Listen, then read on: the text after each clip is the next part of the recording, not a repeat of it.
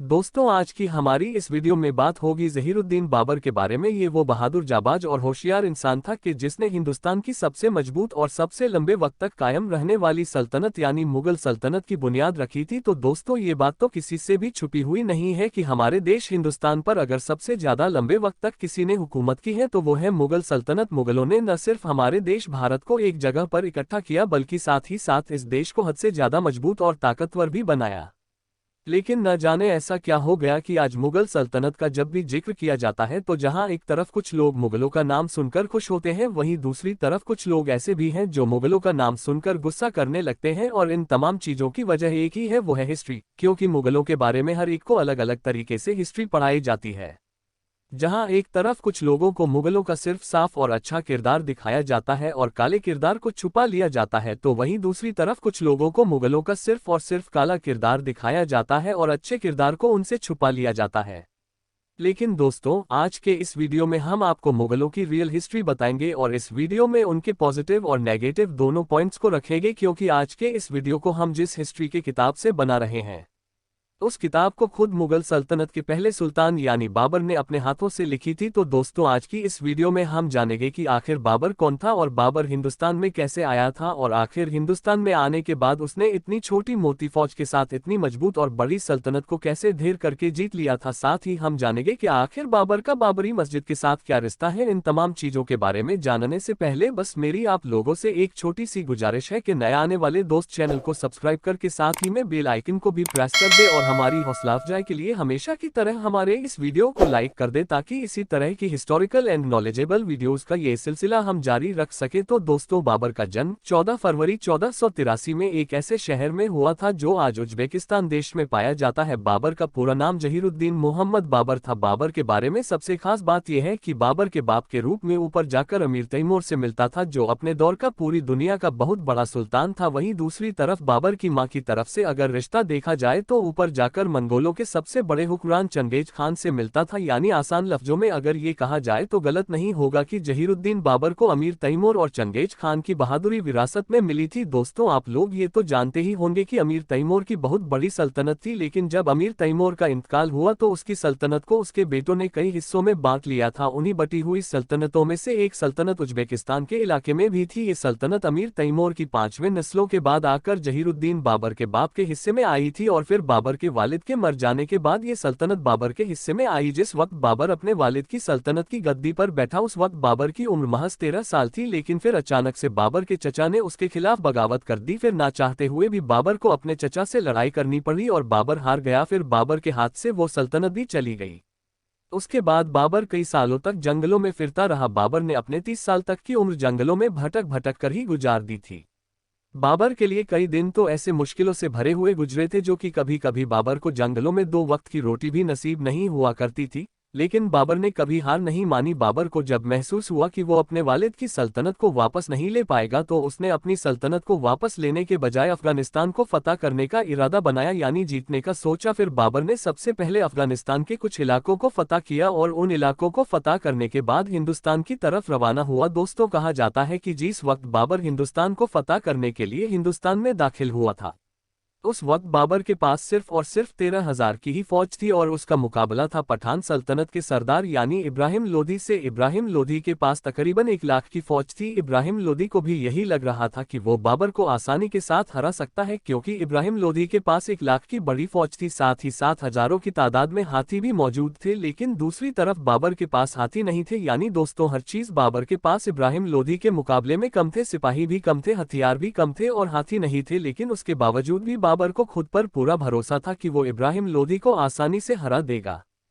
क्योंकि बाबर के पास एक ऐसा हथियार था जो आज से पहले हिंदुस्तान में किसी ने नहीं देखा था और न ही उस जंग से पहले हिंदुस्तान के किसी जंग में वे हथियार इस्तेमाल किए गए थे। और वह हथियार था बाबर की खतरनाक और जबरदस्त तोपें। आखिरकार एक दिन पानीपत के मैदान में ज़हीरुद्दीन बाबर और इब्राहिम लोदी के बीच घमासान की जंग शुरू हो गई। इब्राहिम लोदी ने जब देखा कि मेरी फौज बाबर के मुकाबले में हद से ज्यादा है तो उसने अपनी पूरी फौज को एक साथ खुले मैदान में हमला करने का ऑर्डर जारी किया। लेकिन शायद ये इब्राहिम लोदी की सबसे बड़ी गलती थी, क्योंकि बाबर ने जब देखा कि इब्राहिम लोदी की पूरी फौज खुलकर एक साथ हमला कर रही है तो बाबर ने भी अपनी सारे तोप चलाने वालों को तोप चलाने का ऑर्डर दे दिया। बाबर के पास उस जंग में तकरीबन 10 तोपें थी। बाबर की जब सारी तोपें एक साथ गोले बरसाना शुरू किए तो उसकी गरज से इब्राहिम लोधी के सारे हाथी पागल हो गए। तोपों की आवाज सुनकर इब्राहिम लोधी के हाथी न सिर्फ और सिर्फ उल्टे पांव भागने लगे बल्कि भागते हुए खुद इब्राहिम लोधी के हजारों सिपाहियों को कुचलते चले गए, जिसकी वजह से लोधी की पूरी फौज में भगदड़ मच गई। बाबर ने जब अपनी दुश्मन फौज के ऐसे हालात देखे तो अपनी छोटी सी जो 13,000 की फौज थी उससे एक साथ हमला करने का ऑर्डर दिया। बाबर का ये हमला इतना तेज था कि लोधी चाहकर भी उस हमले को नहीं रोक सका और इस जंग में खुद लोधी भी मारा गया। इस तरह से हिंदुस्तान में बाबर को पहली फतह नसीब हो गई थी और इस जंग को जीतने के साथ ही बाबर ने हिंदुस्तान में मुगल सल्तनत की बुनियाद रख दी थी। लोधी को हराने के बाद जहीरुद्दीन बाबर पूरी शानो शौकत के साथ दिल्ली में अपना कदम रखा। उस वक्त दिल्ली के सारे किलों पर लोधी के खानदान का ही कब्जा था, लेकिन बाबर ने इब्राहिम लोधी की मां से इस शर्त के साथ वो किले खाली करवा लिया कि मैं लोधी की फैमिली के किसी भी मेंबर को कुछ नहीं कहूंगा और न ही किसी को कोई जान माल का नुकसान पहुंचाया जाएगा। बाबर नामे में खुद बाबर ने भी यही लिखा था कि वो इब्राहिम लोधी की मां को हमेशा मां का दर्जा दिया करता था और उन्हें मां कहकर ही बुलाया करता था। लेकिन फिर कुछ सालों के बाद इब्राहिम लोधी की मां ने बाबर से अपने बेटे इब्राहिम लोधी की हार का बदला लेने के लिए बगावत कर दी, यहाँ तक कि बाबर के खाने में जहर भी मिलवा दिया था। लेकिन बाबर को जब इस बात की खबर हुई तो बाबर ने उन्हें कैद करवा दिया और उसके बाद कहा जाता है कि कुछ दिनों के बाद कैदखाने में ही इब्राहिम लोधी की मां का इंतकाल हो गया था। दोस्तों, दिल्ली की सल्तनत पर बैठने के बाद बाबर के सामने जो सबसे पहली मुसीबत थी वो थी मेवाड़ का राजा राणा सांगा, क्योंकि राणा सांगा बाबर की सल्तनत को कबूल करने के लिए किसी कीमत पर तैयार नहीं था।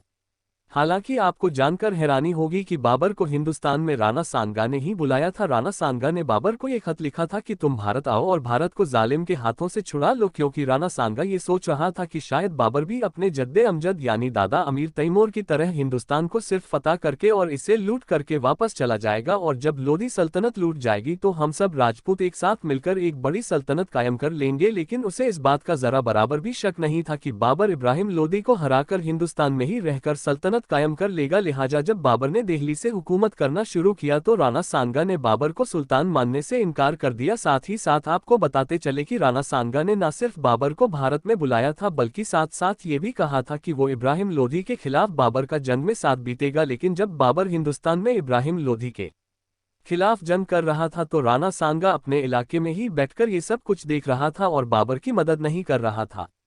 इस वजह से भी बाबर राणा सांगा से बहुत ज्यादा नाराज था और गुस्से में भी था। आखिरकार वे दिल्ली का सुल्तान बनने के एक साल बाद ही यानी 1527 को राणा सांगा और बाबर के बीच एक जबरदस्त जंग हुई। इस जंग में भी बाबर ने अपनी जबरदस्त होशियारी और अपने तोपों के जरिए से राणा सांगा की फौज को चंद लम्हों में ही धूल चटा दिया था। राणा सांगा को जब ये महसूस हुआ कि वो अब इस जंग में नहीं बच पाएंगे तो वो बीच में ही जंग छोड़कर पीठ दिखाकर भागने लगा, लेकिन बाबर ने राणा सांगा का पीछा नहीं किया। कहा जाता है कि बाबर से हारने के ठीक एक साल के बाद ही राणा सांगा की मौत हो गई थी और फिर 1-2 साल के बाद ही यानी 1530 में खुद बाबर की भी मौत हो गई थी।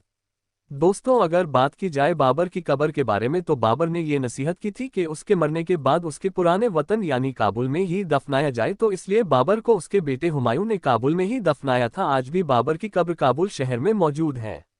दोस्तों, बाबर की मौत के बारे में एक कहानी भी मशहूर है कि बाबर का बेटा यानी हुमायूं, जिससे बाबर बहुत प्यार करता था, एक बार बीमार हो गया था। हुमायूं को बीमार देखकर बाबर बहुत ज्यादा परेशान रहा करता था।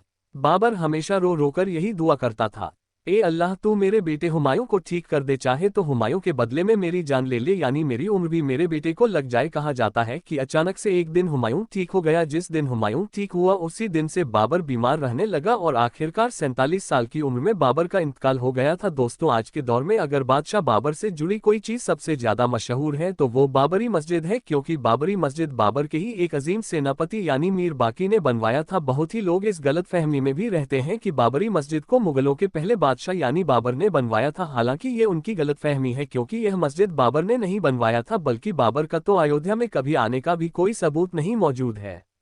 दोस्तों, अगर बात की जाए इस मुद्दे पर कि बाबर एक जालिम किस्म का इंसान था या फिर एक रहमदिल, तो इस टॉपिक पर आज भी आपको बहुत सारे अलग अलग राय रखने वाले लोग आपको मिल जाएंगे। जहां एक तरफ कुछ लोग उसकी तारीफ करेंगे, उसे रहमदिल बताएंगे, तो वहीं दूसरी तरफ कुछ लोग उसे एक जालिम किस्म का इंसान बताएंगे।